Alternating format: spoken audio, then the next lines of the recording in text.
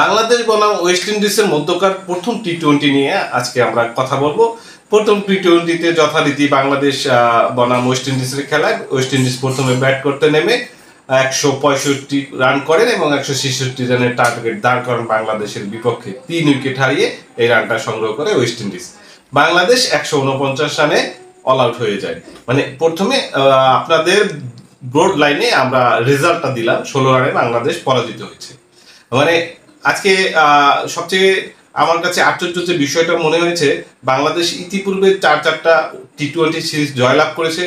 সর্বশেষ টি-20 সিরিজ আফগানিস্তান বিপক্ষে আফগানিস্তানকে হোয়াইট ওয়াশ করছে এবং তারপরে এই টি-20 সিরিজটা ওয়েস্ট ইন্ডিজের বিপক্ষে হচ্ছে।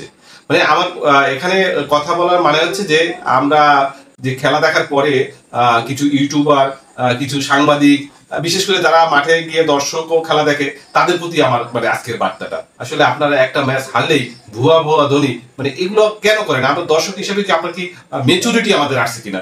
আমাদের সাংবাদিক হিসেবে, ইউটিউবার হিসেবে কি আমাদের মেচুরিটি আছে কিনা ন্যূনতম? আমার ধারণা ততটুকু নেই। এই মাত্রই ওয়ানডে সিরিজটা জয় করলো বাংলাদেশ, চমৎকার ব্যাটিং করে মিরপুরের পিচে, সেটা নিয়ে সবাই বাহবা দিয়েছি আমরা। একটা ম্যাচ হারছে, টপ অর্ডার ফল করছে, এই জন্য ম্যাচটা হারছে। নাসুম আহমেদ, তানদীপ সাকিব এরা যথেষ্ট ফাইট করছে। তারপর তাসকিন আহমেদ, এটা একটা পজিটিভ বি পজিটিভ। আপনারা বাংলাদেশের যে প্রবলেমটা ছিল, অনেক ম্যাচ আমাদের কোনো ম্যাচেই কিন্তু মানে লোয়ার অর্ডার যারা ট্যালেন্টাররা জিতাতে পারে না কখনো। সেই লোয়ার অর্ডারটা মানে টি-20 বর্তমান সময়ের প্রেক্ষাপটে, বর্তমান বৈশ্বিক ক্রিকেটে যা টি-20 ক্রিকেটে লোয়ার অর্ডার, আপনার 11 নম্বর প্লেয়ারও খেলা জিতাতে হবে। সেই যে ইন্টেন্টটা আমাদের দলের মধ্যে আমি আজকে দেখতে পাচ্ছি, সেটা আমার কাছে খুবই ভালো লাগছে। বিশেষ করে নাসুম আহমেদ, তানদীপ সাকিব, আমি বরাবরই বলে থাকি তানদীপ সাকিবকে যত্ন নিতে হবে। উনি কেন বলি, তার একটা আছে, তিনি সোজা ব্যাট করে থাকেন। সোজা ব্যাট করা মানে ওই প্লেয়ারটা ভালো খেলবে, আজ হোক আর কালো, ক্লাস পার্মানেন্ট একটা কথা বলে, সেটা সোজা ব্যাট যারা করে তাদের ক্লাসটা পার্মানেন্টই থাকে। নাসুম আহমেদ মাঝে মধ্যে ভালো ব্যাটিং করে থাকে, তার মানে এই না যে সারা সবসময় ভালো ব্যাটিং করবে। আপনারা যারা সমালোচনা করেন তারা বলেন যে নাসুম আহমেদ কিংবা যারা শেষে ব্যাট করছে তাদেরকে আগে দেওয়া হতো, এটা জাস্ট একটা আবেগের কথা ভাই। 2 দিন তারা ভালো করতে পারে, তার মানে তাদের যদি আগে দেন আপনি কখনোই সে ভালো করবে না, সেটাই বাস্তবতা। ক্রিকেটে এটাই হয়ে থাকে। তবে সবচেয়ে পজিটিভ বিষয় হচ্ছে এই দর্শকদেরও আসলে আমরা যে ধুয়োধনী খেলোয়াড়দের দিই, আমাদেরও নিজেদের জায়গা থেকে খেলোয়াড়দের প্রতি রেসপেক্ট থাকতে হবে। আমরা প্রত্যেকটা ম্যাচ তো জিতবো না, মাঝে মাঝে তো হারবো। এই যে চ্যালেঞ্জের মুখে পড়তে হবে, ক্যাপ্টেন লিটন কুমার দাস যেটা বললেন, চ্যালেঞ্জের মুখে আমরা তো আজকে ভালো খেলেছি। শেষে যে 3 বলে 18 রান লাগবে, সেখানেও কিন্তু তাসকিন আহমেদ 6 মেরেছিল, যদিও তিনি নিজেই স্টাম্পের সাথে পা লেগে যায়, আউট হয়ে যান।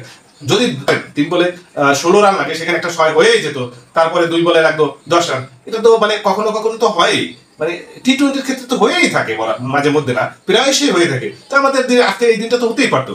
মানে আমি খেলা দেখে হারলেও খুব খুব খুশি হয়েছে এই কারণে যে টেলেন্টাররাও চেষ্টা করেছেন এবং চমৎকার চেষ্টা করেছেন। নাসুম আহমেদ 13 বলে 20 রান করেছেন, মানে ম্যাচ জেতার জন্য খেলেছেন। তানদীপ সাকিব 27 বলে 33 রান করেছে।